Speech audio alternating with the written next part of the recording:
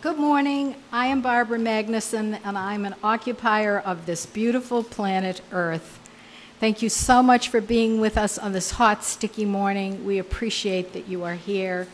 You will hear many voices from our nearby suburb of people who have become involved in the Occupy movement. And if you can't hear us because the fans are on, the windows are open, there is traffic going by, we urge you to use one of the Occupy hand signals, which is this, which means, could you speak louder? I can't hear you. And we'll try to project better. On March 15th, the Boston Globe headlines read, Killingsworth out as Blue Cross CEO.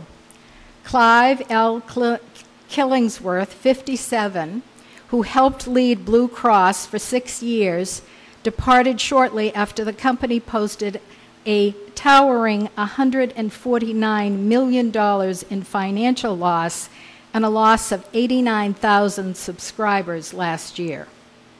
Later in the article, the Globe reported that Blue Cross recently proposed rates increasing ranges from 10 to 19% for small businesses, effective April 1st. As the week wore on, investigations revealed that Blue Cross Blue Shield would be paying Mr. Killingsworth $8 million in severance compensation and an additional $3 million in other benefits. Like many people in Massachusetts, especially those of us covered by Blue Cross and Blue Shield, I was outraged. I thought of all the relief and suffering $11 million of insurance coverage could save so many families. And all that money was now going to an executive who hadn't founded the company, who hadn't expended any sweat equity, but had done such an incompetent job, he was leaving the company with a pot full of gold while the policyholders would have their premiums increased. I didn't understand what code of ethics could rationalize this, what nonprofit mandate could justify this. I was angry, sad, and powerless. There was nothing I could do to change the system that somehow thought this was standard business practices.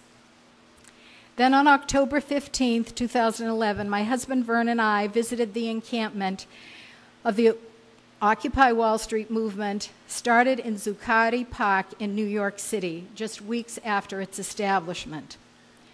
What we found were groups of energized people who had created what Dr. Martin Luther King Jr. would have called a beloved community, right there amidst the tall, imposing financial buildings and the concrete commercial world.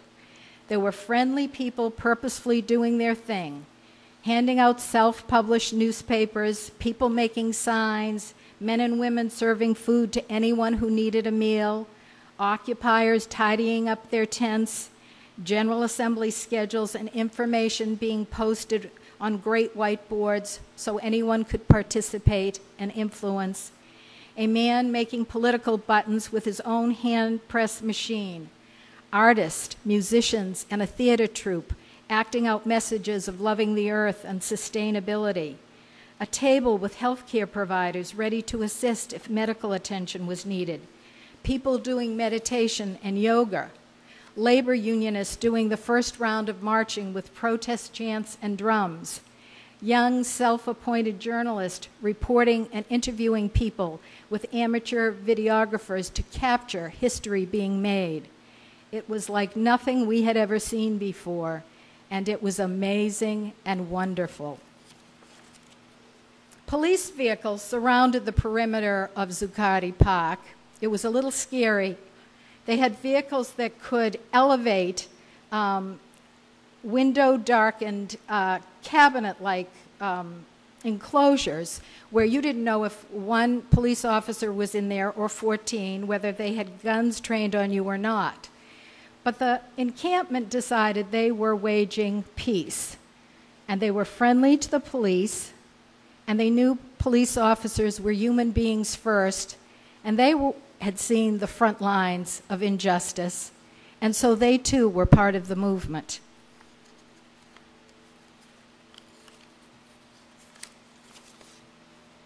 And everyone, in one way or another, was outraged like I had been in Boston and determined to say the truth out loud in ways that were clever and funny and right in your eye.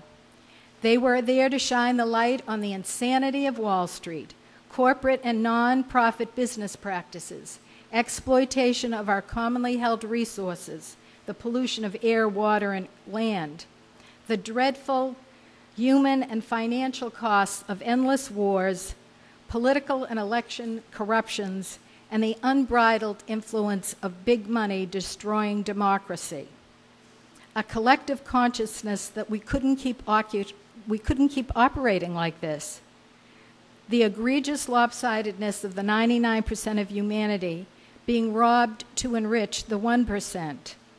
Where could this all possibly end? I thought to myself, in these simple tenets, people are saying to the entire world, you can't bully us anymore. Your corporate and media propaganda are lies. You can't keep doing what you've viewed as the rules of the game. Now we can tell the truth and others will believe us. We will stand together and you can't divide us because more will come and join us. We have found our voices and each other. We can operate and occupy everywhere, even if you take our tents away. Hundreds of New Yorkers helped support the occupiers. They came by foot or in cars to deliver items that could comfort and sustain them, clothes, food, personal items, and many, many people just offering care. Are you all right? How can I help? What do you need? As if it were perfectly normal for strangers to just take care of one another. I turned to Vern and said, this is what the streets of heaven must be like. It felt so genuine, so reassuring that this indeed is what the human community would do if brought together for a common cause, to live in peace, to play by fair rules, and to share. Everyone taking care of everyone. It was happening right in front of us. It was not perfect, but it was a beginning. I came back to Boston determined to keep alive those moments we had experienced in Zuccotti Park. Later in December, after attending a General Assembly meeting in Boston, it was clear that a very significant new process had been developed and was being practiced called horizontal democracy, a process to make decisions that allowed every voice to be heard in an orderly and respectful way with the goal of taking action informed by collective wisdom. Intelligence, accessibility, and practice was bringing about a new order of self-governing. This was really very revolutionary and very profound, and I was going to use my personal energy to continue to try and make this work. This morning, I want to thank this religious community for giving Occupy Winchester space and support to join together to discuss, learn, teach, and feed one another spiritually, and literally feed the people of Occupy Boston at Dewey Square. Affirmed in and with community, I can do what most feels right and true beyond any political banner and what others have called idealistic naivete. True compassionate relationships, true fairness for all in all our human endeavors. Let us commit to work together in truth, love, and peace. And a footnote. More than a year later, in July of 2011, after the Attorney General's investigation into Blue Cross Blue Shield and its compensation practices, the Board of Directors said it was refunding $4.2 million to customers, an amount equal to the severance portion of Killingsworth pay package deducted from fourth quarter earnings. The rebate would work out to be less than $1.50 per member. The report also said that Blue Cross directors had decided to fire Killingsworth due to the board's loss of confidence in his performance. But because unsatisfactory performance did not constitute a cause for firing under Killingsworth's contract, the company was obligated to pay the severance.